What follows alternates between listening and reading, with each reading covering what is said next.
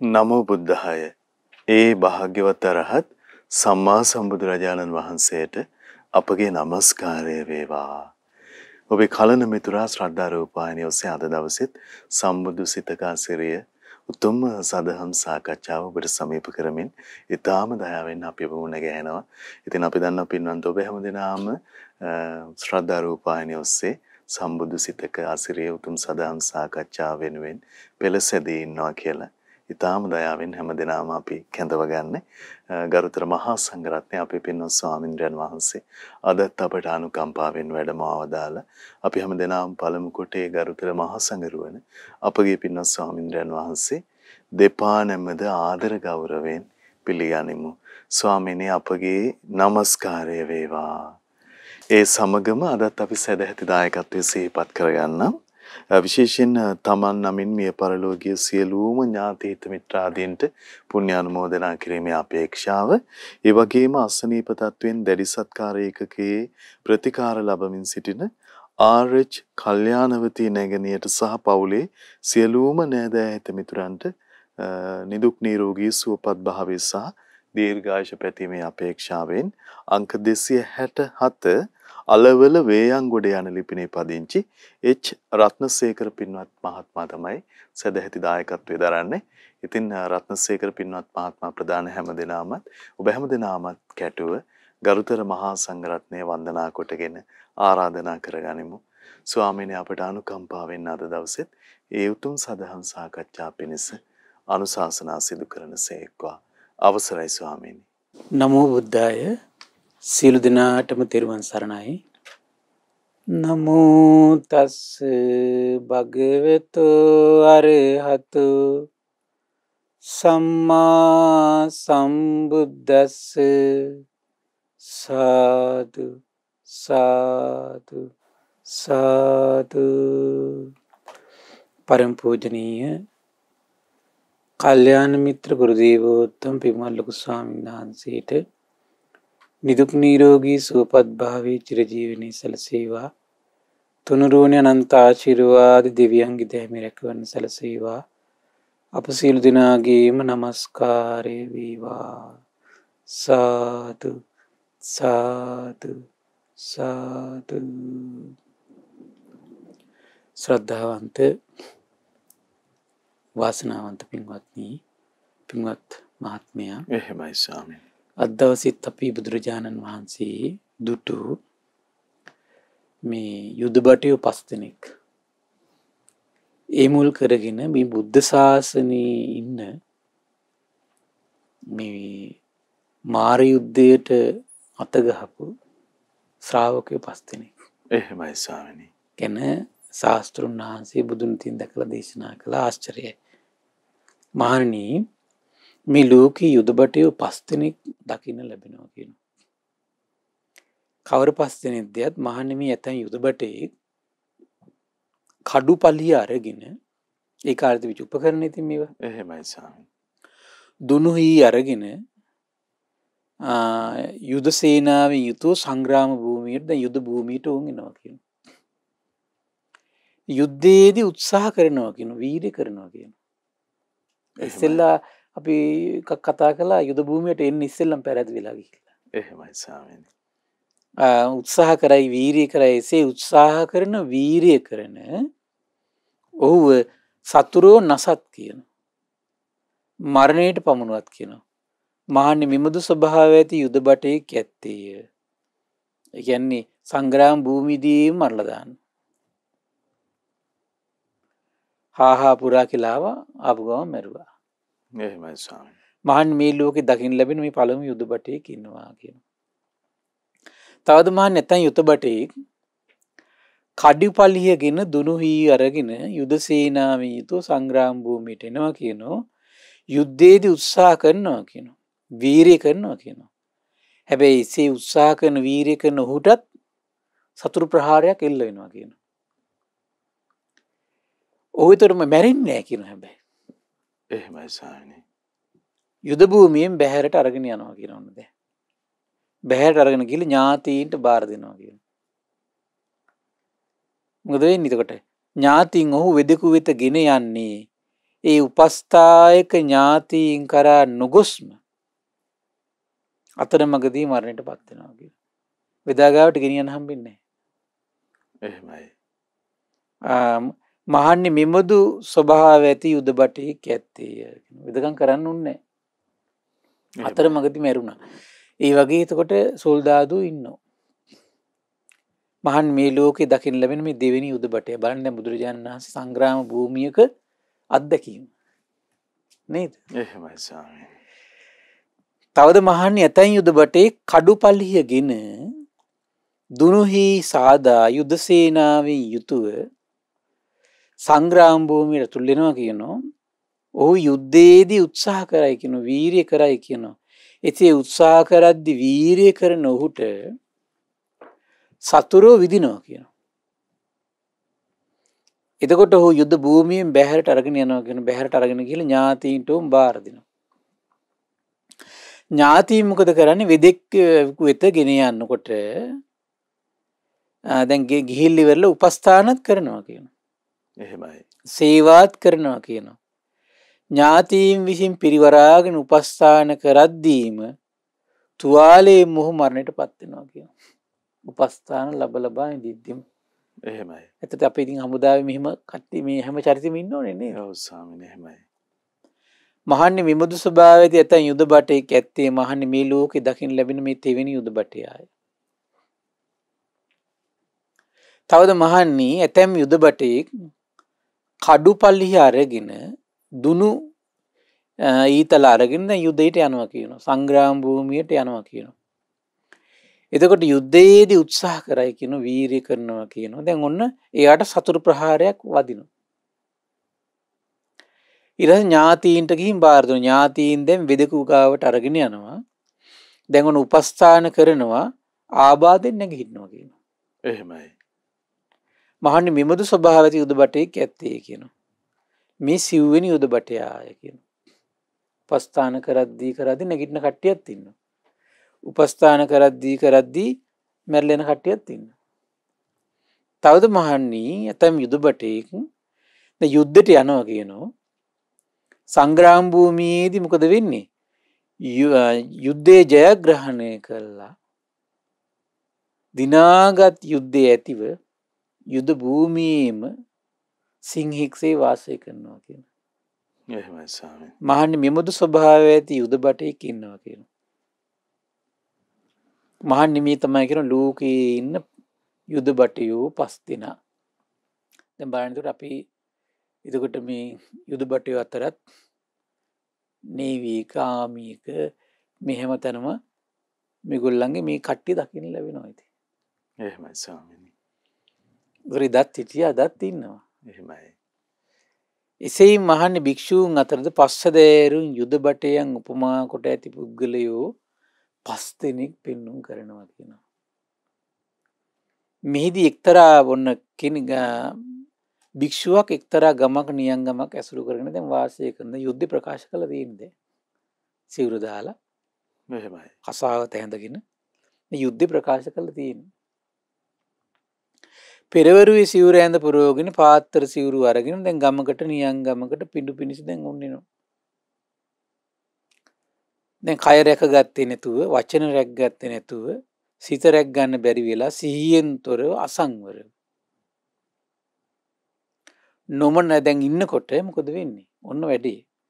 නොමනා ලෙස වස්ත්‍ර හැඳගත්, නොමනා ලෙස වස්ත්‍ර පොරවාගත් ස්ත්‍රියක් තමයි දකින්නේ. එහෙමයි. නොමනා ලෙස හැඳගත්, නොමනා ලෙස පොරවාගත් වස්ත්‍ර ඇති ස්ත්‍රිය දැකලා ඔහුගේ සිත රාගයෙන් මොකද වෙන්නේ? ඔන්න කුසල් මඟ වනසනවා කියනවා. රාගයේ විසින් කුසල් වල දුර්වල කළ සිතින් ඔහු ශික්ෂා ප්‍රතික්ෂේප කරනකොට දුර්වල බව පහළනකොට අඹුසැමියන් ලෙස හැසිරෙති කියනවා. මහණී යුද බටයා යම්සේ කඩුපලියගෙන යුද්ධෙට ගියාද උත්සාහ කරයිද සංග්‍රාම භූමියේදී මෙරි වැටෙයිද එවැනි වගේ යුද බටේ තමයි කියන මේ භික්ෂුව. එහෙමයි ස්වාමීනි. යුද්ධ කර කර ඉඳිද්දී මොකක්ද උනේ? මැරීම වැටුණා කියන. මැරිලා වැටුණා. මැරිලා වැටුණා. එහෙමයි ස්වාමීනි. බලන්තර බුදුරජාණන් වහන්සේ උට උපමා කරන්නේ කොහමද? සංග්‍රාම භූමියේදී මැරී බැටිච්ච යුද බටෙක් වගේ. සංග්‍රාම භූමියේදී. එහෙමයි. ඒතර මේ ලෝකේ සංග්‍රාම භූමිය අතර අති බිහිසුණුම සංග්‍රාම භූමිය තමයි මේක. අති බිහිසුණුම යුද්ධය. එහෙමයි. ඔව්. මේ මාරයත් එක්ක ගිවිසුමක් ගහගෙන යුද්ධ කරන එක තමයි අති බිහිසුණුම යුද්ධය. ඒක සුළුපටු එකක් නෙවෙයි. ඒක එසේ මෙසේ කෙනෙකුට කරන්න පුළුවන් එකක් නෙවෙයි ඒක. ඒක මහා පුණ්‍ය ශක්තියක්, වාසනා ගුණයක්, හොඳ සිහියක්, හොඳ කල්පනාවක්. ඒ ඔක්කොම තියෙන්න eBay. එහෙමයි ස්වාමීනි. ඒ පුණ්‍ය ශක්තිය තියාගෙන සාසනයට ආවත් වැඩන්නේ නැහනේ. තමන්ගේ හිතට තමන්ගේ කය දැන් අසංවර වෙලාද, තීන වචන අසංවර වෙලාද, ඉඳුරන් අසංවර වෙලාද කියලා ඒ වෙලාවට තීරුම් ගන්න යාට නුවණක් තියෙන්න eBay. දැන් මම අසංවර වෙලා නේද ඉන්නේ. දැන් මේ අසංවර සිතින් ඉන්නකොට මොන හරි වෙයිද මට? දැන් මගේ හිතට අකුසලයක් ඇවිල්ලා නේද තියෙන්නේ. මේ අකුසල ඉක්මනට දුරු කරගන්න ඕන. මේකට සංවරයට එන කවුරු කෙනෙක් ඇසුරු කරන්න ඕන. එයාට ඔක්කොම අයිඩියා ටික එන්න මේ මොලේ තියෙන්න eBay. ලීසි පාසු සංග්‍රාම භූමියක් නෙමෙයි මේක. එහෙමයි. අති බිහිසුණුම යුද්ධ මේක. එහෙමයි ස්වාමීනි. ලෝකේ පවතින අති බිහිසුණුම යුද්ධය. කෙලෙස් යුද්ධය. කෙලෙස් යුද්ධෙන් මේ යුද්ධ කරනවා. එහෙමයි. මේ තුන් ලෝකෙම යටත් කරගෙන ඉන්න මේ මහා බලවේගත් එක්කයි යුද්ධ මේ ප්‍රකාශ කරන්නේ. ඒතර යුද්ධෙට හරි පුදුමයි. යුද්ධෙට ඇඳගන්න හැටි තමයි කසාවත. එහෙමයි ස්වාමීනි. කසාවත. ඒතර කසාවත තරම් ඒ සංග්‍රාම භූමියට හරියන යුද ඇඳුමක් නැහැ. කසාවත තරම්. මේ කසාවතේ මහා පුදුම තේජසක් තියෙන්නේ. එහෙමයි ස්වාමීනි. මහා පුදුම බලයක් තියෙන්නේ. ඇයි ලෝකෙ බිහිසුණුම යුද්ධෙට නේ මේ කසාවත පාවිච්චි කරන්නේ? තේරුණා නේද? ලෝකෙ බිහිසුණුම යුද්ධෙට තමයි කසාවත පාවිච්චි කරන්නේ. ඒත් මට ඊයින් කල්පනා වුණේ තිබුණේ කසාවත කියලා කියන්නේ කොච්චර එතකොට ශ්‍රේෂ්ඨ ඇඳුමක්ද? එහෙමයි ස්වාමීනි. නේද? එහෙයි. හරි පුදුමයි ඒක. එහෙයි. දැන් නිකලස් මුනිවරයා පවා කසාවතක් දාගත්තේ නැත්තම් ටක් ගාලා පිරිනි වෙනවනේ. අපි තුමු දැන් ගිහි ඇඳුම් ඇඳන් ඉද්ද කෙනෙක් මේ නිකලස් වුණා කියලා. කසාවතක් දාගන්න බැරුණ මොකද වෙන්නේ? පිරිනි විලා යනවා ඉක්මනට. එහෙමයි. කසාවතට තමයි නිකලස් ගුණයක් දරන්න හැකියාව තියෙන්නේ. එහෙමයි ස්වාමීනි. ඒක හරි පුදුම දෙයක් ඒක. කසාවතට තමයි ඒක. බුදුරජාණන් දේශනා කළ මහන්නේ භික්ෂුව එක්තරා ගමක් හෝ නියංගමක් හෝ ඇසුරු කොට වුණ වාසය කරනවා. දැන් පළවෙනි යුද බටය ගැන විස්තර කළා. මහන්නේ භික්ෂුව එක්තරා ගමක් නියංගමක් ඇසුරු කොට වාසය කරයිද ඒ පෙරවරුවේ සිවුරු හැඳ පොරවාගෙන පාත්‍ර සිවුරුගෙන දැන් ගමට නියංගමට පිණ්ඩපාතේ වඩිනකොට කය රැකගෙන නැහැ. වචනේ රැකලා නැහැ, සිත රැකලා නැහැ, ඉඳුරන් দমনය කරගෙන නැහැ. මොකද නොමනාලිත වස්ත්‍ර පුරවගත් ස්ත්‍රියක් දකින්න. දැකලා මොකද වෙන්නේ? රාගයෙන් තමන්ගේ කුසල් හිත වනසනවා. එහෙමයි.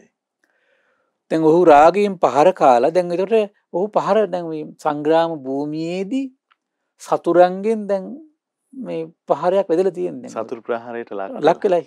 එහෙමයි ස්වාමීනි. සතුරු ප්‍රහාරයට ලක් වෙලා ඉන්නේ. ඒතර සතුරු ප්‍රහාරයට ලක් වුණ බව තේරුම් ගන්න තියෙන සලකුණ මේක තමයි දැන්. දැන් කයින් දෙවි දෙවි ඉන්නවා කියන සිතින් දෙවි දෙවි ඉන්නවා කියනවා. හැබැයි මොකද වෙන්නේ? ඔහු කල්පනා කරනවා කියන මම ආරාමයට ගිහිල්ලා සංඝයාට මේක කියන්න ඕන. ආයුෂ්මත් මම රාගයෙන් පීඩාවටපත් වුණා. රාගයෙන් මම යට වුණා. නිවන් මාගේ හැසිරෙන අනේ මට හැකියාවක් නැහැ. ශික්ෂා ප්‍රතික්ෂේප කරලා දුර්වල බව ප්‍රකාශ කළා. මම ලහමක ගිහි බවට පත් වෙන්න ඕන කියලා මේ තියෙනව නම් හොඳයි කියලා දැන් කියන්න හිතනවා කියනවා. එහෙමයි ස්වාමීනි. හරිද? ඒ කියන්නේ ඔන උපස්ථායක කුලේ කලා මේ දැන් අරගෙන යන්න හදන්නේ ගෙදරට. මෙසේ සිතා ඔහු ආරාමයට යන අතරමඟදී ශික්ෂාව ප්‍රතික්ෂේප කරලා ලාමක ගිහි බවට පත් වෙනවා කියනවා. යන්න වෙන්නේ නෑ. බොඩි එක ගෙදරට බාර දෙන්න විදියක් නෑ. එහෙමයි සර්. දැක්කනේ අර මතකද සොල්දාදුවෙක් හිටියා පහර කාලා ගෙදරට ගිහින් ඥාතීන්ට බාර දෙන්න යන අතරමඟදී මැරෙනවා. එහෙමයි ස්වාමීනි. දැන් යුද්ධයේදී සංග්‍රාම භූමියේදී සතුරන්ගෙන් පහර කාලා දැන් ඊට පස්සේ දැන් ගෙදරට ගිහින් දෙන්න යනවා. අනේ බාර දෙන්නේ යද්දී අතරමඟදී මැරෙනවා. ආන් මේ වගේ අතරමඟදී මැරිච්ච සොල්දාදුවෙක්. එහෙමයි. ඉතින් බලන්න ඉතින් ඉතින් බිහිසුණු යුද්ධ නීති මේ ලෝකේ. මේ වගේ අකරතැබ්බ වෙනවා කියන එක සාමාන්‍ය දෙයක්. එහෙමයි. ඇයි මේ යුද්ධේ සාමාන්‍ය ප්‍රකාශ වෙන්නේ කල්ප කාලාන්තරයකට පස්සේනේ. දැන් මේ කල්ප 92ට මේ වගේ යුද්ධ සිදුවන්නේ කීයද? 7යි. එහෙමයි ස්වාමීනි. මේ කල්ප 92ටම මේ වගේ යුද්ධ 7යි තිබුණේ. බුදුරජාණන් වහන්සේලා සත් පහළ වුණාට පස්සේනේ. එහෙමයි ස්වාමීනි. ඇයි දැන් ඒ රජා පහළ වෙන්න එපාය. ඒ යුද්ධ පටන් ගන්න. ඒ රජා පහළ වෙලා සෙම්පතියෝ පහළ වෙලා මේ ආවට පස්සේ තමයි යුද්ධය පටන් ගන්න. එහෙමයි. මේ අති බිහිසුණු යුද්ධ කියලා කිව්වේ ඒකයි. එහෙමයි. අති බිහිසුණු දුර්ලභ. ස්වාමීනි දැන් ඇත්තටම ප්‍රායෝගික යුද භූමියේ මේ නවීන තාක්ෂණය එක්ක මේ හරීම කඩිනම් කඩිසර ප්‍රහාර එකවර එනවා. ඔව්. නමුත් ස්වාමීනි ඒ මේ භෞතික උපකරණත් එක්ක භෞතික ශරීරයට වෙන ව්‍යසනනේ. එහෙමයි ස්වාමීනි. තේරුණා නේද? එහෙයි. නම මේ යුද්ධෙ මොකද්ද? මානසික ශරීරෙත් එක්ක තියෙන යුද්ධයක් මේක. එක සෙනෙන් ඔව්. අපේ ප්‍රහාර දැන් අර යුද්ධෙදී තේරෙනවද? අර යුද්ධෙදී කයට හානි කරනවා. මේ යුද්ධෙදී හානි කරන්නේ මොකද්ද? සිතට. එහෙමයි ස්වාමීනි. මේසු යුද්ධෙදී සිතට හානි කරගත්තු කෙනා දැන් අර මාරාන්තික දුක් වේදනා විඳිනවා.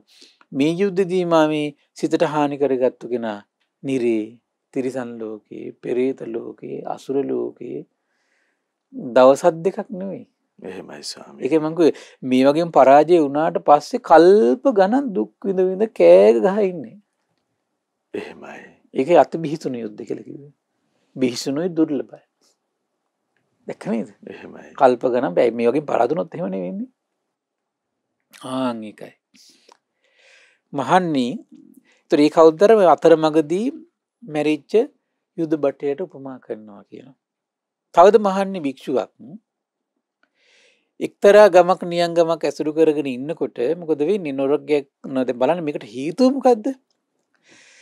කය රැක ගන්න නැතුව, වචනේ රැක ගන්න පුරුදු නැතුව, සිත රැක ගන්න පුරුදු නැතුව, ඉඳුරන් සංවර කර ගන්න පුරුදු නැතුව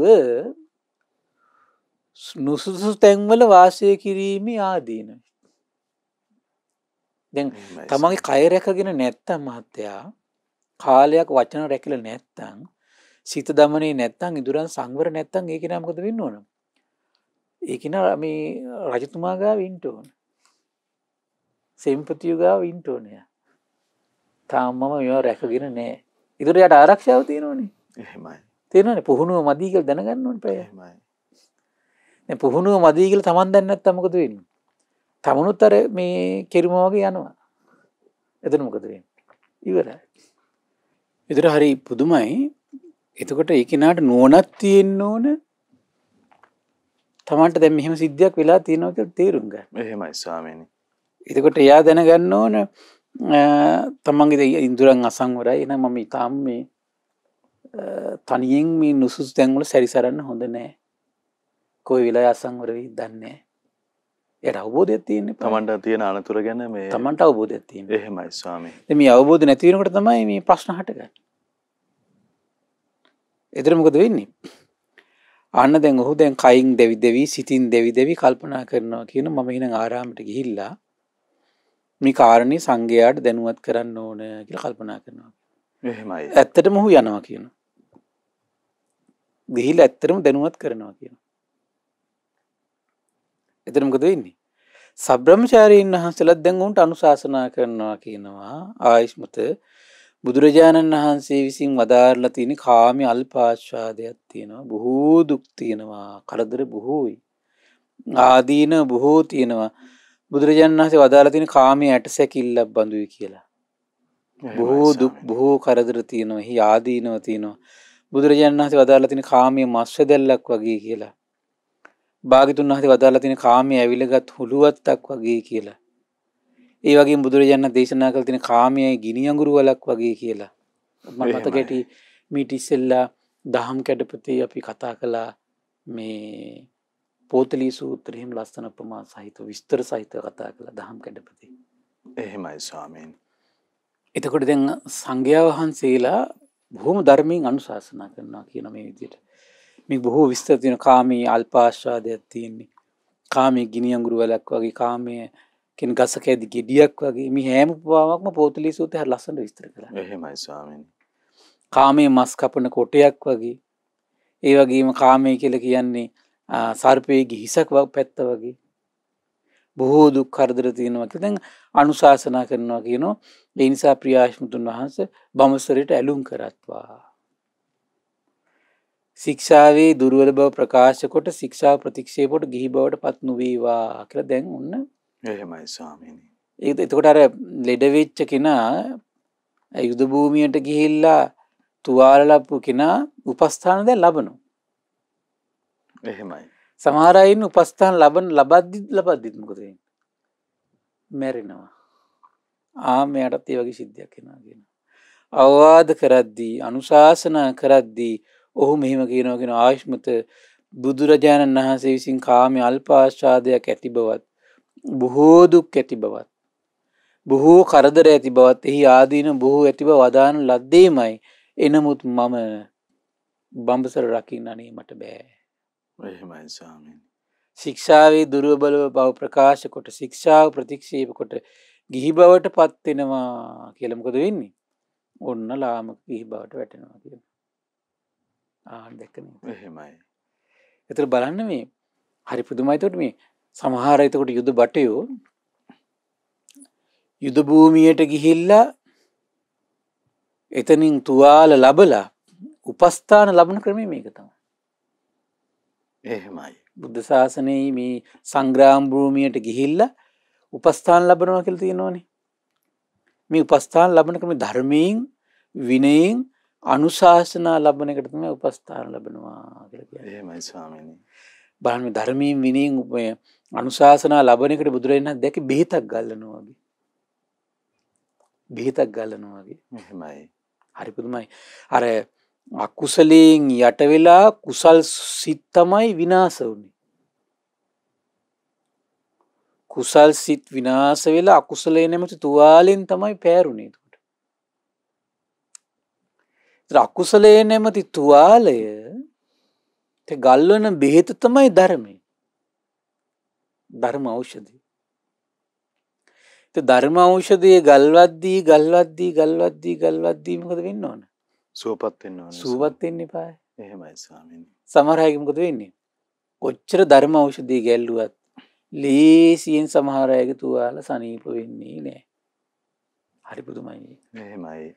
ඒක ඉතින් පැවිද්දන්ගේ විතර ගිහියත් එහෙමයි සමහර අය. මේ ධර්මයේ කියනවා අනුශාසනා කරනවා මොකද වෙන්නේ? මේ අනුශාසනාව අහලා අනිත් පැත්තට යනවා කොහෙද? බුදුරජාණන් ලංකාවේ පුදුනයි ගුවන් ඒකට එක්ක යනවා. එහෙමනේ තියෙන මිනිස්සු. එහෙමයි. හරි මන් රහත් කියාගත්තොත් එහෙම අතෙන්ට ගිහිල්ලා පළපදියම් වෙලා ඉන්නවා. අර බොරු අහා ඉන්න කැමති මිනිස්සු. සමහර මිනිස්සු ඒ විතරක් නෙමෙයි. ගිහිල්ලා ලගිනවා මේ දේවාලවල. සමහර අය ගිහින් ලගිනවා මේ පල්ලිවල. නැද්ද? එහෙමයි. හැම එකම එකයි කිය. ඇයි? ඒ බෙහෙත් ඒ තියෙන තුවාල ඊට වඩා විශාලයි. මිත්‍යා දෘෂ්ටි කියන තුවාලේ උයිට හපන්. ලේසියෙන් බැසූ කරන්නේ තුවාලේ. එහෙමයි ස්වාමීනි. කොච්චර ගැල්ලුවත්. එහෙමයි. මේ වැරදි අදහස් වලට කරකැවිලා යන නොනි සමහර අයගේ හිත. අන්නේ තුවාල නම් ලේසියෙන් සුව කරනවා කියන එක ලේසි නෑ. එහෙමයි.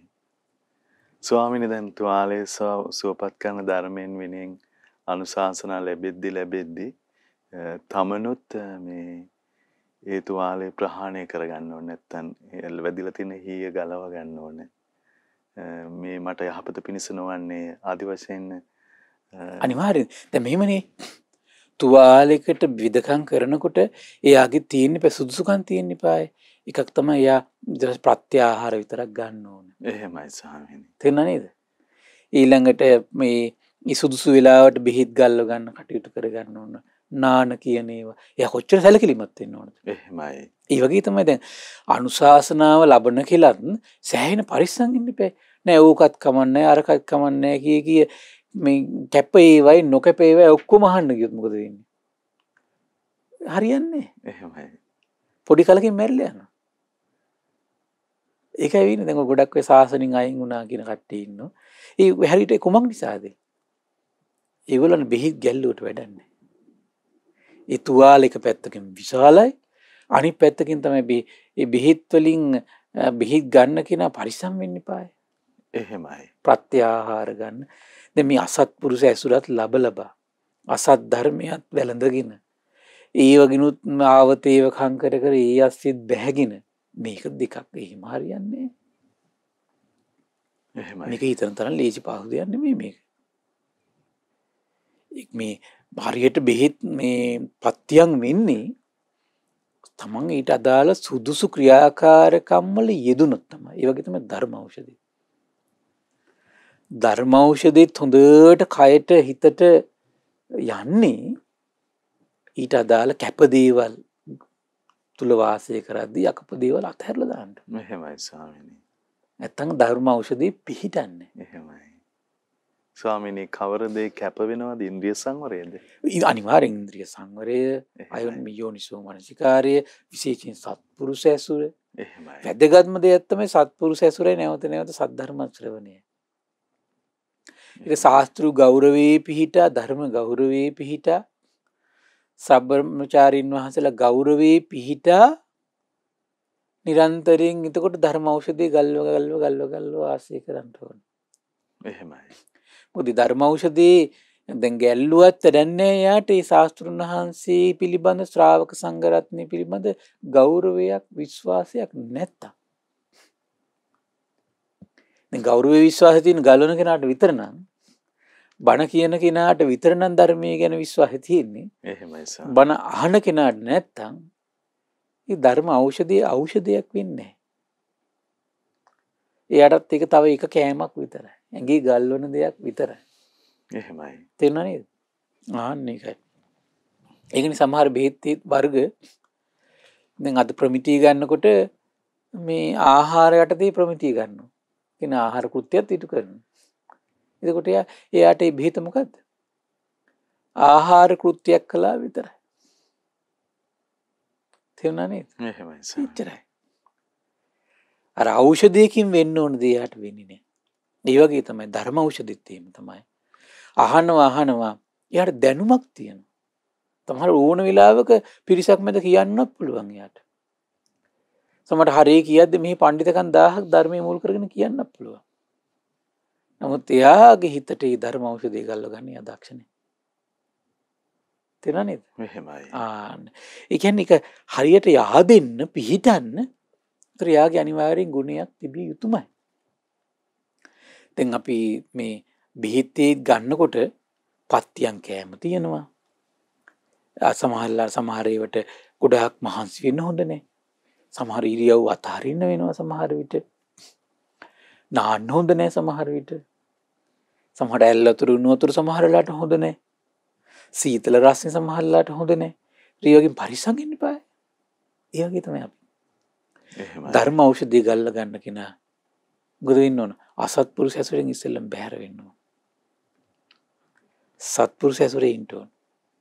ඒතර තමයි ඖෂධයේ මේ yaadෙන්නේ. එහෙමයි ස්වාමීනි. ඖෂධ ගල්වන ඖෂධින් ඵල දෙන්නේ. ප්‍රත්‍යාහාර ගන්නවා වගේ තමයි මේ සත්පුරුෂය ඇසුරු කරනවා කියන එක. කල්යාණ මිත්‍රය ඇසුරු කරනවා කියන එක. ඉන්ද්‍රිය দমনය කරනවා කියන එක. එහෙමයි. සද්ධර්ම ශ්‍රවණය කරනවා කියන එක. දැක්ක නේද? එහෙමයි. හරි පුදුමයි. උඹන් හිමුන් නැතුනට පස්සේ මොකද වෙන්නේ අර? උපස්ථාන ලබද්දිත් මිය පරලෝ යන්නේ යම්සේ යුදපටයු සිටීදාන් ඒ වගේ යුදපටෙක් ගන්නට වෙන්නේ. එහෙමයි. මහණී ඒ යුදපටය යම්සේ අර මේ උපස්ථාන ලබද්දිත් මරණයට පත්වන්නේ යම්සේද ආන් ඔහුට උපමා කරනවා කියන මම මේ භික්ෂුවත්. ඒ භික්ෂුවත් ඔහුට මම උපමා කරනවා කියනවා. තවද මහන්නේ භික්ෂුවක් එක්තරා ගමන් නියංගමක් ඇසුරු කරන වාසය කරනකොට ඒත් මොකද වෙන්නේ? ඊත් රැකගත්තු නැති කයින් නොරැක්ගත් වචනයෙන් නොරැක්ගත් සිතින් ඒ වගේම තමයි අසීයෙන් අසංවර ඉඳුරන් ඇතුව යනකොට මොකද වෙන්නේ? එකපාරට නොමනා වස්ත්‍ර හැඳගත්තු නොමනා ලෙස වස්ත්‍ර පුරවගත්තු ස්ත්‍රියක් දකින්න. දැකලා මොකද වෙන්නේ? සිත අකුසලයෙන් යට වෙලා මාර්ගයේ හිත වනසනවා කියන එක. දැන් කුසල් සිත නැති වෙනවා කියන්නේ මාර්ගය වෙනසුණා කියන එක. ශ්‍රද්ධාවන්ත හිත නැති වුණා කියන්නේ මාර්ගය නැති වුණා කියන එක. එහෙමයි ස්වාමීනි. වීරිය, සතිය, සමාධි, ප්‍රඥාවෙන් මේ යම් කිසි දෙයකින් එකක් හිතේ නැති වුණා කියන්නේ මාර්ගය වෙනසුණා කියන එක. මිත්‍යා අදහස් වල පැටලි ඉන්නවා කියන්නේම එයා මාර්ගය වනසගෙන ඉන්නේ.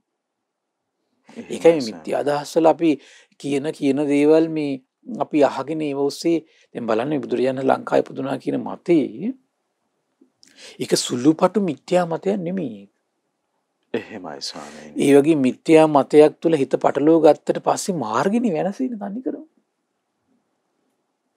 මේ මිත්‍යා අදහස් තුළ මිත්‍යා ඇදහිතුළු තුළ හිත පවත්තන තාක්කල් තමගේ සම්මාදිට්ඨිය වෙනසෙන්නේ. එහෙමයි ස්වාමීනි. සම්මා සංකල්ප වෙනසලා යනවා එතකොට.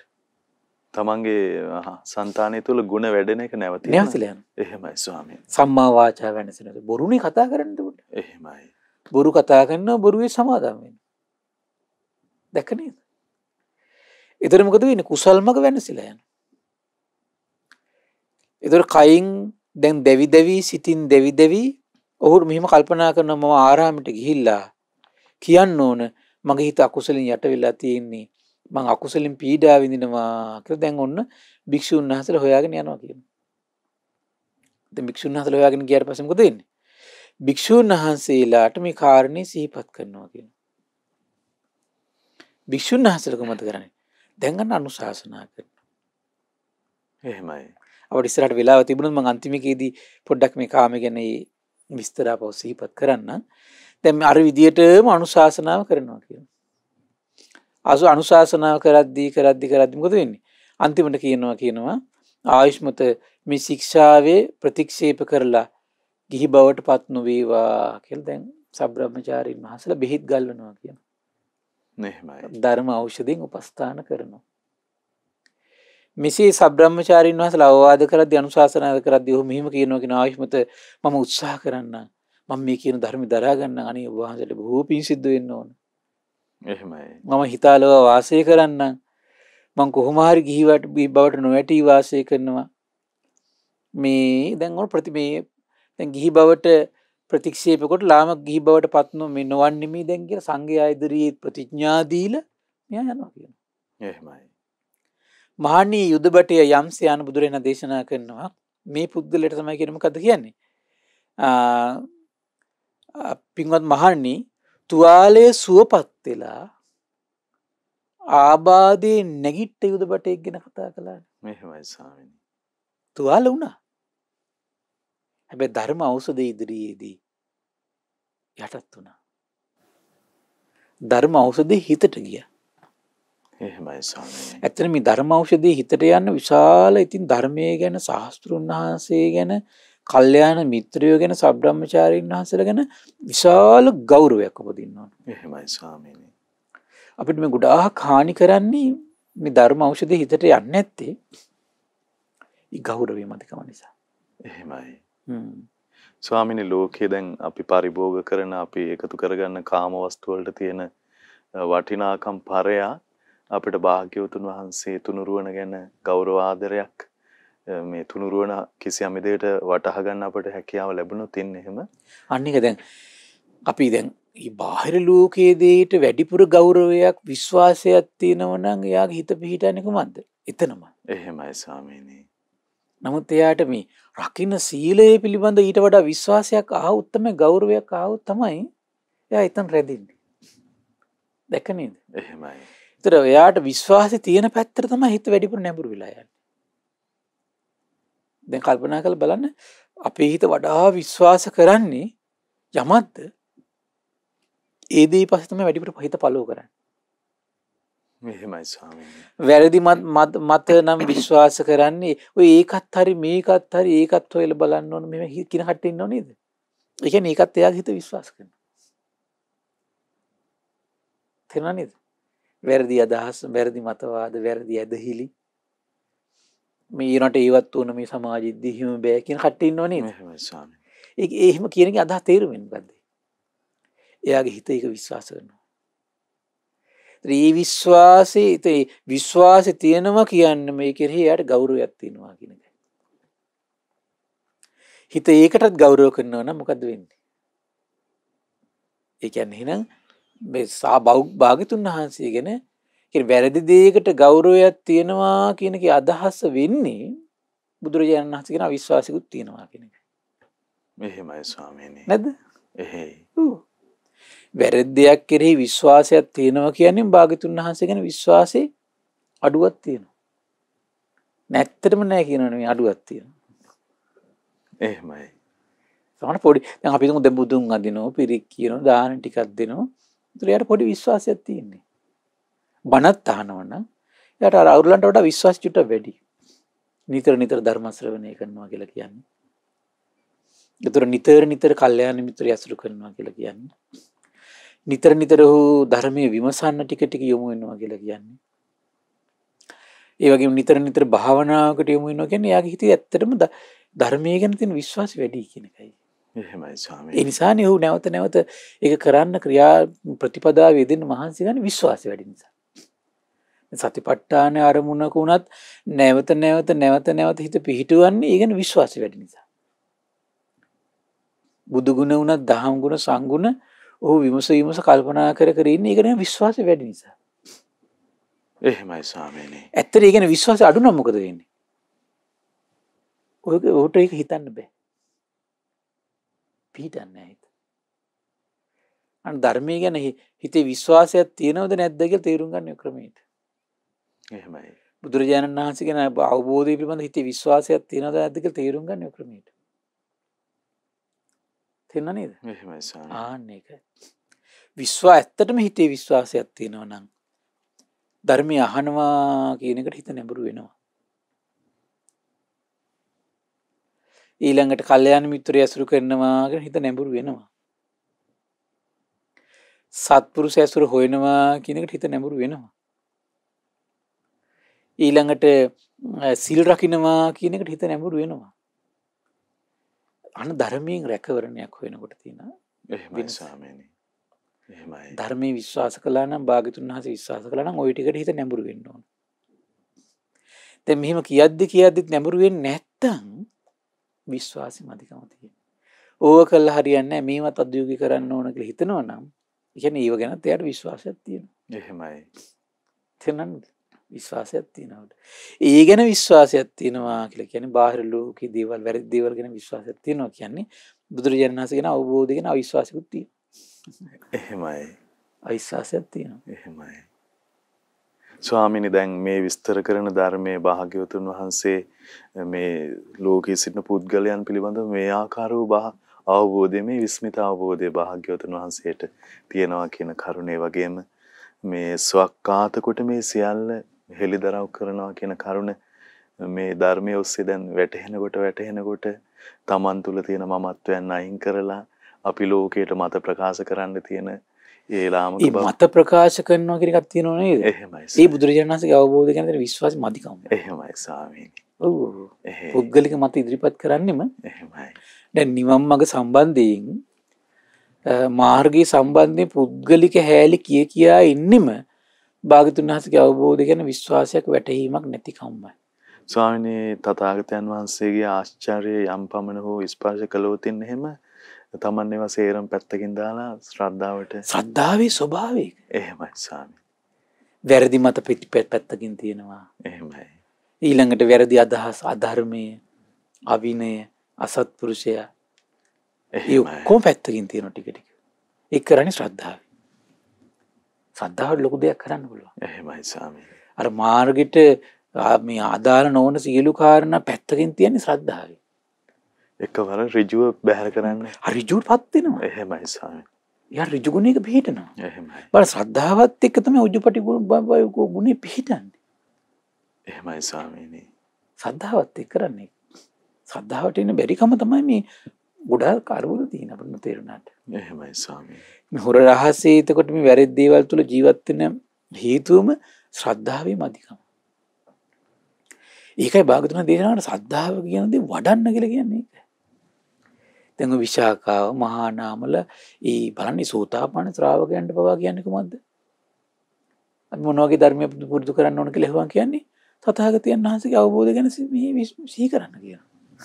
ඇයි? දැන් සෝතාපන්න කෙනෙකුට මොකටද ආයෙ කියන්නේ එහෙනම් භාගතුන් වහන්සේගේ අවබෝධය ගැන සිහි කරන්න කියලා? ශ්‍රද්ධාව කොමක් කළ යුතු නිසාද? වැඩි යුතු නිසානේ. එහෙමයි ස්වාමීනි. ශ්‍රද්ධාව වඩන්න කියලා කියන්නේ කියන්නේ විශ්වාසය තව දියුණු කරවන්න ඕන කියන එක. එහෙමයි. පැහැදීම දියුණු කරවන්න ඕන තව. මොකද පැහැදීම දියුණු කරන්න තමයි මේ මාර්ගය තව තව විවර වෙවි යන්නේ. මාර්ගයට පැමිණෙන්නේ සර්. අනිවාර්යයෙන්ම. එහෙමයි. අනිවාර්ය සද්ධාය තරති යෝග. ඕගයෙන් තරණය කරන්නේ කොමකින්ද? ශ්‍රද්ධාව බලවත් වීමෙන්මයි. කුමක්ද? භාග්‍යතුන් වහන්සේගේ අවබෝධය ගැන ශ්‍රද්ධාව බලවත් වෙනවා. එතකොට යාට සීලේ වටිනාකම දැනෙන්න ඕන, ඉන්ද්‍රිය දමනයේ වටිනාකම දැනෙන්න ඕන, කාය සුචරිතේ වටිනාකම, වචී සුචරිතේ වටිනාකම, කාය වචන දමනය කරන එකේ වටිනාකම. එහෙමයි ස්වාමී. දැනෙන්න බෑ යාට. ඒ ශ්‍රද්ධාවෙන් තමයි අන්නේව දැනෙන්නේ. කාමයේ බැහැර කරන්න ඕන කියන එක. අනිවාර්යයෙන්ම ස්වාමී. ඒතර මේ තමන්ගේ කුමක්ද අඩු කියලා එන හොඳට තේරුම් ගන්න පුළුවන් එතකොට. දැක්ක නේද? එහෙමයි. ඊළඟ දේශනා කරන බුදුරජාණන් වහන්සේ පින්වත් මහන්නේ ඔන්න එක්තරා භික්ෂුවක් ගමක් නියංගමක් ඇසුරු කරගෙන වාසය කරනවා. දැන් ඊළඟ පස්වෙනි යුදබටය. සිවුරු ඇඳ පුරවගෙන පාත්‍ර සිවුරු අරගෙන ගමට නියංගමට පින්නපාතේ පිවිසිනවගෙන. හැබැයි රැකගත් කයින් යුතුව. රැකගත් වචනයෙන් යුතුව. රැකගත් සිතින් යුතුව. සිහියෙන් යුතුව. සංවර ඉඳුරන් යුතුව. යනවා කියනවා. ඔහු මොකද වෙන්නේ? ඇසින් රූපයක් දැකලා හරි පුදුමයි. කොච්චර දැන් මේ ශ්‍රද්ධාවෙන් එයාගේ හිත කොච්චර দমনය කරනවද කියන්නේ. ඇහින් දැකපු රූපේ නිමිත්තේ හිත බැස ගන්න දෙන්නේ නැතුව ඉන්නවා කියලා කියන්නේ. කොච්චර ශ්‍රද්ධාවක්ද උට. එහෙමයි ස්වාමීනි. අන්න ධර්මයේ ගැන ශ්‍රද්ධාව තියෙනවා කියන්නේ ඕකට තමයි. එහෙමයි. මේ ධම්පරියාය ගැන ශ්‍රද්ධාව තියෙනවා කියන්නේ භාග්‍යතුන් වහන්සේගේ අවබෝධය තමයි හු ඇත්තටම ශ්‍රද්ධාව තියෙන්නේ. අන්නකට තමයි සැබෑ ශ්‍රද්ධාව කියන්නේ. සැබෑ ශ්‍රද්ධාවෙන් තමයි ඉදුරන් দমনය කරවන්නේ ශ්‍රාවකයා. එහෙමයි. සලකුණක් කොටසක්වත් නොගන්න දැන් ගන්නේ නැහැ කියනවා. ඇසනම් වූ ඉන්ද්‍රිය සංවර කරගෙන ලෝභයේ දේශය ආදී පාපී අකුසල් ලුහු බැඳලා එනවනම් ආන් ඒක නවත්තගෙන ඉන්නවා කියන සංවර කරගෙන. දැක්ක නේද? ඔය විදියට කනින් අහපු ශබ්ද, නාසයෙන් විඳපු ගඳ සුවඳ, දිවෙන් විඳින රස, කයින් විඳින පහස, මනසට ආපු අරමුණ කෙරෙහි පවා ඒ නිමිති තුල හිත කිඳා බහින්න දෙන්නේ නැත්තේ කුමක් විශ්වාස කළොත්? බුදුරජාණන් වහන්සේගේ අවබෝධයේ පිළිබඳ හිතේ විශ්වාසය පැන නැගිලා තියෙන මොහොතේ ඒක බැස ගන්න දෙන්නේ නැහැ. එහෙමයි ස්වාමීනි. තේරෙනවද? මේ අවබෝධය ගැන හිතේ විශ්වාසය නැති වෙලාවට මොකද වෙන්නේ? අර්ග ඩිංග ඩිංග කාන්ද වෙනවා. ස්වාමීනි කවර ආකාරයෙන් විශ්වාසයක්ද දැන් ඉඳුරන් අසංවර වීමෙන් ඊළඟට අපේ විපත්තියට පැමිණෙනවායයි භාග්‍යතුන් වහන්සේ වදාළ අන්න ඒක සිහි කරනකොට එහෙමයි. යම් කිසි කෙනෙක් ඉඳුරන් দমনය වෙනව නම් ඇත්තටම ඔහු ඉඳුරන් দমনය වෙන්නේ ශ්‍රද්ධාව නිසා. එහෙමයි ස්වාමීනි. තේරුණා නේද? ඒ බුදුරජාණන් වහන්සේ ඉඳුරන් ධම්මේ සංවර නැතුව ඉන්නකොට ඒකේ ආදීනව පැහැදිලි කරනෝනේ. අපි මට මතක හැටියට අපි දහම් කැඩපොතේ සම්බුදු සිතක ශ්‍රී වැඩසටහනෙත් අපි කතා කළා. දේශනා කීපයකම ඉඳුරන් සංවර කරන හැටි බොහොම ලස්සනට එහෙමයි. කල්පනා කරන විවිධ දේශනා ඇසුරින් විවිධ පරයයන්ගේ අපි කතා කළා. එතකොට බලන්න දැන් මේ ශ්‍රද්ධාව පිහිටව ගමන් ඉදිරිය දමනය වෙනවා. එහෙමයි සර්. ඒකයි ශ්‍රද්ධාව දිනු කරන්න කියලා. එහෙමම අනතුරු වැළකිනවා. අනතුරු වැළකිනවා. එහෙසම්. බලන්න එතකොට ඒකිනා තමයි දැන් අර යුද්ධ ප්‍රකාශ කළා යුද්ධ භූමියේ සතුරුත් එක්ක දැන් ඉන්නේ. හැබැයි මොකද වෙන්නේ? සතුරු හොඳ ආවියායුධ හොඳට හසුරවන එහෙමයි සාමි. සිහි කල්පනාවෙන් තමයි ඉන්නේ. ආවියායුධ හසුරව පමණින් වැඩක් නැහැ. සිහි කල්පනාව නැත්තම්. ඔහේ නිකම් අපි කල්පනා කර හිටිපවනි වැඩන්නේ සිහි කල්පනාවක් තියෙනවා. මොකද තමන් කරන කල්පනාවෙන් කෙලෙස් දුරු කරනවද කියලා තමන් බලන්න ඕන. එහෙමයි. තමන් කරන කල්පනාවෙන්. මොකද කෙලෙස් දුරු වෙන විදිහටනේ කල්පනාව හසුරවන්න ඕන. ඊට පස්සේ මොකද කරන්නේ? පසු කාලයේ ඔහු පිණ්ඩපාතයෙන් වැළකීලා හුදකලා වෙලා රුක් සෙවන පර්වත ඇසුරු කර සුසාන භූමිය ඇසුරු කරගෙන හිස් කුටියක් ඇසුරු කරගෙන කය ඍජු කරගෙන මොකද වෙන්නේ? නීවරණයන්ගෙන් හිත පිරිසිදු කරනවා කියනවා. නීවරණයන්ගේ හිත පිරිසිදු කරන පළවෙනි ධ්‍යානෙ, දෙවෙනි ධ්‍යානෙ, තුන්වෙනි ධ්‍යානෙ, හතරවෙනි ධ්‍යානෙ පුරුදු කරනවා කියනවා. එහෙමයි ස්වාමීනි. බලන්න එතකොට මේ සංග්‍රාම භූමියේ ඉඳන් කරන දේ එතකොට. එහෙමයි. සතුරුත් එක්ක තමයි දැන් ඉන්නේ. එහෙමයි. දැන් මෙයා මේ මොකද්ද මේ කරන්නේ මේ? එතකොට මේ සතුරන්ගෙන් මේ ඇතුළට ප්‍රහාරයන් නොවදින විදියට හිත පවත්තන විදිය. දැන් මේ කියන දේවල් දිනු කරනවා කියලා කියන්නේ අර මේ ධර්ම ඖෂධේ ගල්වගෙන ඇතුළේ ඉන්නේ කෙනා. එහෙම ගල්වගත්තු කෙනා මොකද වෙන්නේ? ඇතුළට දැන් වදින්නේ නැහැ දැන්. ආයුධ යුද හැට්ටේ ශක්තිමත්. එහෙමයි. මෙසේ හිත සමාධිමත් වූ කල්ලි පිරිසිදු කල්ලි බබලන කල්ලි උපක්ලේශ නැති කල්ලි ඒ තරමට තමන්ගේ හිත නිශ්චල බවට පත් වුණාට පස්සේ ආන්න එතකොට තමයි සැබෑ අරුතට හිත යන්න පටන් ගන්න. මොකද්ද? භවබන්ධන ඡය කරන්න සුදුසු මානසික සකස් වෙන එතකොට තමයි. කියන්නේ මේ හිත ඇතුලේ තියෙන භවයට ගෙනියන බන්ධනේ ඒක තමයි මේ ආශ්‍රවය කියලා කියන්නේ. එහෙමයි ස්වාමීනි. ඊළඟ ජීවිතයට ගෙනියන මානසික ස්වභාවයක් තියෙනවා. ඒ ගෙනියන ස්වභාවයට තමයි කියන්නේ ආශ්‍රවය කියලා. බුදුරජාණන් වහන්සේ දෙව් මිනිස් ලෝකයට පනවන්නේ ආශ්‍රව. එහෙමයි ස්වාමීනි. ඒතර මේ ආශ්‍රවය කියන ස්වභාවය දැන් හිත ඇතුලේ දැන් මේ වෙලාවේ තෝරන කෙනෙක්ගේ වැඩ කරනවා. දැන් බණ අහන කට්ටියගේ වැඩ කරනවා. හැබැයි ඒක අඳුර ගන්න විතරයි බැරි. හරිම සියුම්. එහෙමයි. හරිම සියුම්. ඒ සිවුම් දේ සංවේදී වෙනවා පිරිසිදු උපේක්ෂාවට. එහෙමයි ස්වාමීනි. පිරිසිදු උපේක්ෂාවට සංවේදී. පිරිසිදු උපේක්ෂාවට එන්නේ එතකොට කොහොමද? සීලයෙන්, ඉන්ද්‍රිය දමනයෙන්, සති සම්පජන්ණයෙන්, ආහාරේ මාත්‍රා පුරුදු කිරීමෙන් ඕකෙන් තමයි තෙන්ට එන්නේ. එහෙමයි. එතන මොකද ඉන්නේ ආශ්‍රව දකින්නවා. ආශ්‍රව හටගන්න හැටි දකින්න, නැති වෙන හැටි දකින්න. දුක නම් වූ ආරි සත් දුකේ හට ගැනීම නැතිවීම අවබෝධ කරගන්න. මොකද වෙන්නේ? දැන් මේ විදියට ආශ්‍රවයන්ගේ හට ගැනීම නැතිවීම මාර්ගය දැක වාසය කරද්දී මොකද වෙන්නේ? සියලු ආශ්‍රවයන්ගෙන් හිත නිදහස් වෙලා යනවා. එහෙමයි ස්වාමීනි. ඒ කියන්නේ භවයට ගෙනියන ස්වභාවය නිරුද්ධ වෙනවා. එහෙමයි. හරි පුදුමයි. උපතකට ගෙනියන ස්වභාවය නිරුද්ධ වෙනවා. එහෙමයි. උපතකට ගෙනියන ස්වභාවය නිරුද්ධ වෙනවා. හැබැයි භවයේ පවතින ස්වභාවය තියෙනවා ඉතින්. ඒක ඉතින් පිරිනිවීමේ තමයි නැති වෙලා යන්නේ. එහෙමයි. දැන් බලන්න රහතන් වහන්සේ නමක් වුණත් නිකලෙස් වෙලා ඉන්නේ. දැන් නිකලෙසුණු බවම පිරුණම් පාන්නේ නැහැ නේද? පැවැත්ම තියෙනවා. ඒක දේශනාවක මට හම්බුණා මොකද්ද මේ උප්පත්තියක් කරාගෙන යන සංයෝජන නෑ කියනවා. හැබැයි භවයේ ජීවත් වෙන සංයෝජනේ පවතිනවා කියනවා.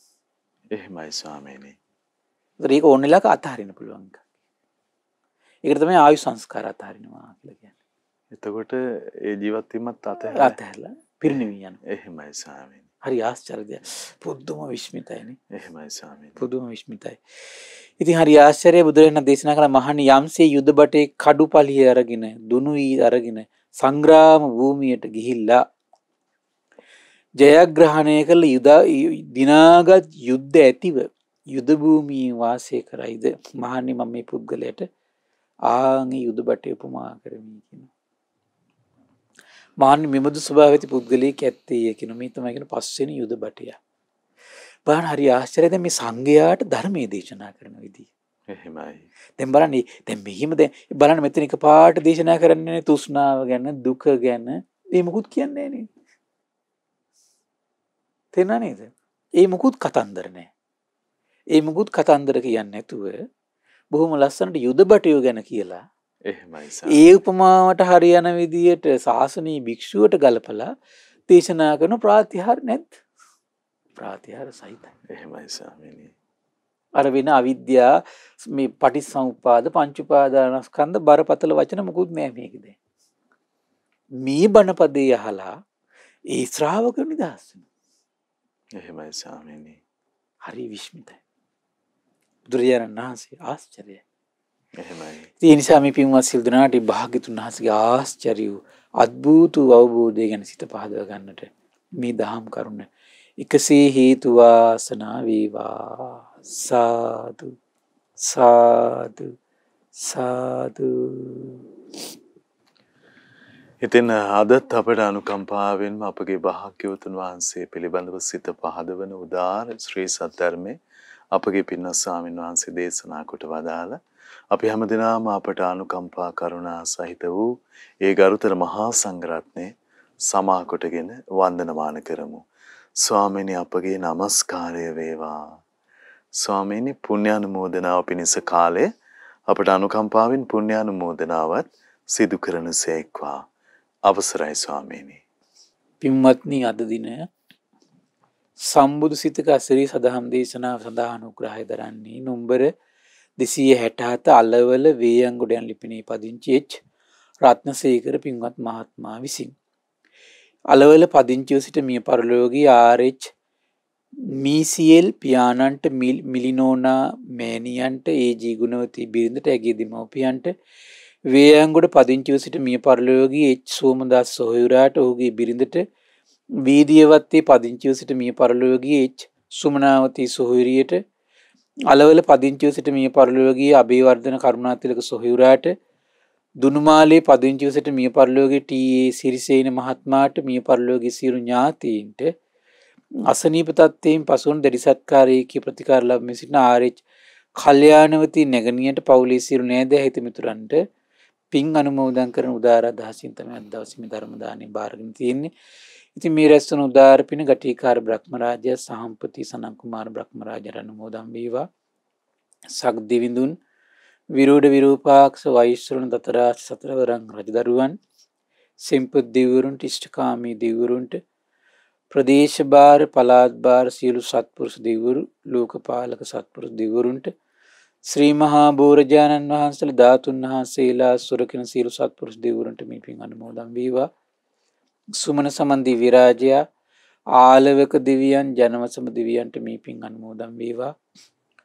ආයුෂයෙන් වර්ණයෙන් සැපයෙන් බලයෙන් වැඩේවා. දෙවියන්ගේ දැහැමි රැකවරණේ පරම පූජනීය ගුරු දේවයන් වහන්සේට මහා සංඝරත්නයට ගිසදැහැවත් ගිහි පිරිසට සලසා දෙත්වා.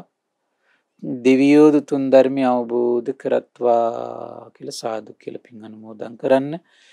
ඒ වගේම රැස්වුණු උදාර පින පරම පූජනීය මේ ධම්ම විවර කළ දුන්න ගුරු දේවයන් වහන්සේටත් මහා සංඝරත්නයට ශ්‍රද්ධා මාධ්‍යාලයේ අනුශාසක කළුදිනී සුබෝධි ස්වාමීන් වහන්සේට ශ්‍රද්ධා මාධ්‍යාලය වෙනුවෙන් කැපවෙන මහා සංඝරත්නයට මේ පින් අනුමෝදන් වේවා. අනගාരികා මෑණිවරුන්ට උපාසක දරුවන්ට ඒ වගේම ශ්‍රද්ධා කාර්ය මණ්ඩලයේ සියලු දෙනාට ඒ වගේම ශ්‍රද්ධා මාසික ධර්ම දාන සියලු සමාජිකාවන්ට මේ පින් අනුමෝදන් වේවා. නිදුක් වේවා නිරෝගී වේවා සුවපත් වේවා චිරජීවනයේ සැලසේවා. තුනුරුවනි අනන්ත ආශිර්වාද දෙවියන්ගේ දැහැමි රැකවරණ සැලසේවා. ධර්මය අවබෝධ කරන්න වාසනාව උදා වේවා කියලා සාදු කියලා පින් අනුමෝදන් කරන්න. ඒ වගේම රැස්වන උදාර පුණ්‍ය සම්පත්තිය අලවල පදිංචිව සිට මිය පරලොවගිය ආර්.එච්.